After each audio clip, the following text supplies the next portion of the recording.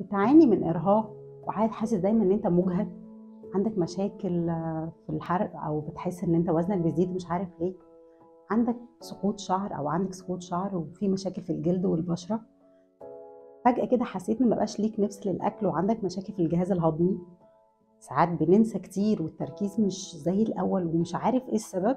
عملت تحاليل كتير واشاعات ورحت اتكشفت عند دكاتره كتير وكلهم اجمعوا ان انت كويس وما عندكش حاجه الحمد لله، بس انت متاكد ان في مشكله ومش عارف هي فين. كل ده يا جماعه عشان دايما بيبقى فيه اتزان او توازن ما بين الفيتامينات والمعادن، لما يحصل اختلال ما بين التوازن ده بتحصل المشاكل اللي انت بتقابلها دي. يعني ايه؟ يعني احنا دايما ربنا خلق لنا الفيتامينات والمعادن بنسب معينه، لما بتقل او بتزيد بتعمل لنا المشاكل اللي انت فيها دي. طب انا اعرف ازاي؟ عن طريق سات شيك. سات شيك هو جهاز فرنسي بتكنولوجي، احدث تكنولوجي في العالم، بيقيس لنا الفيتامينز والمينرال في جسمنا بالظبط. بقدر من خلاله اقدر اعرف المشكله فين وابتدي اشتغل عليه واعالجها. مش بس كده، ده كمان بيقيم الاجهزه في جسمي، يقدر يقول لي انهي جهاز او عضو في جسمي اللي فيه مشكله ومحتاج ان انا ابتدي اظبطها.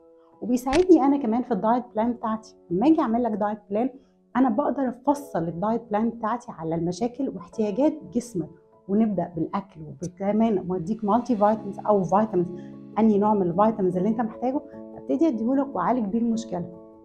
كل ده في 30 ثانيه بس، لمسه واحده بقدر اعرف انهي فيتامين وانهي مينرال في جسمنا فيها مشكله ونبتدي نعالجها.